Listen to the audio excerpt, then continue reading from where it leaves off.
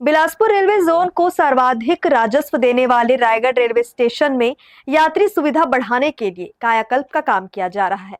मगर चौथी rail line बिछाने के चलते आए दिन यात्री गाड़ियों का परिचालन रद्द कर दिया जा रहा है, जिसके चलते मुसाफिरों को कई तरह की समस्याओं का सामना करना पड़ रहा है।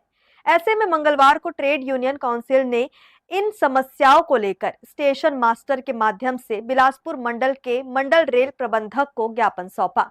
ज्ञापन में यात्री गाड़ियों के स्थगित होने से हो रही असुविधा और नई गाड़ियों के परिचालन की बात कही गई है। दक्षिण पूर्व मध्य रेलवे अंतर्गत बिलासपुर जोन में ट्रेनों की चाल बिगड़ी हुई है।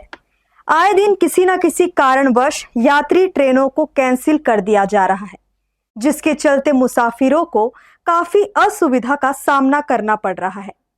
इसी समस्या को लेकर मंगलवार को ट्रेड यूनियन ने रायगढ़ में प्रदर्शन किया और रेलवे स्टेशन जाकर डीआरएम के नाम ज्ञापन सौंपा।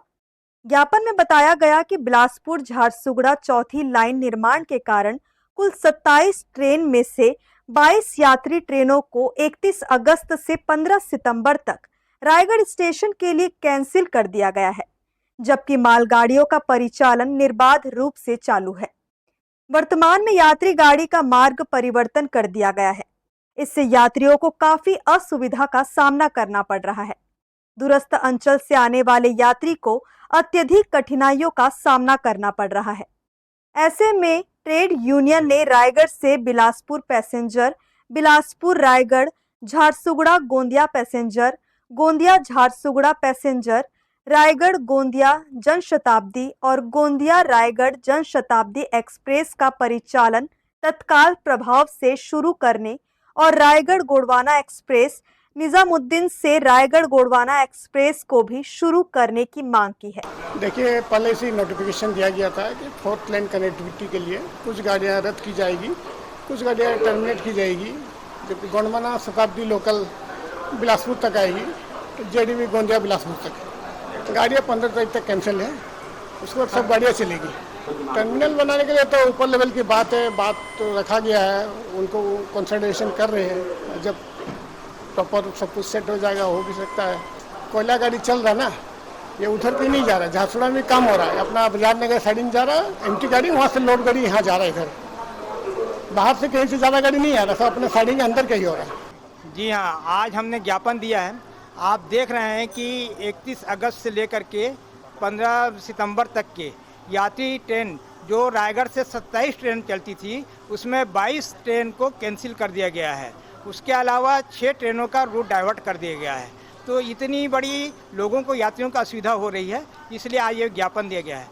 कारण बताया जा रहा है कि चौथी लाइन का काम कर रहे हैं। हम चौथी लाइन के काम का हम समर्थन करते हैं। निश्चित रूप से रेलवे का उन्नयन होना चाहिए, हम इसके समर्थन में हैं। लेकिन यात्रियों ट्रेन को कैंसिल करके मालगाड़ी को लगातार चलाना कहाँ तक न्याय है? इसी बात को आज उठाने के लिए हम यहाँ पे आए हैं। ज्ञापन के माध्यम से हम डीआरएम साहब से ये मांग करते हैं कि कम से कम कोरबा रायगढ़ एमयू चालू किया जाए। ज्ञापन में यह भी बताया गया है कि रायगढ़ में पैसेंजर गाड़ियां कभी भी समय पर नहीं चलती है, हमेशा विलंब से चलती है, जिसके कारण यात्रियों के अमूल्य समय का नुकसान होता है।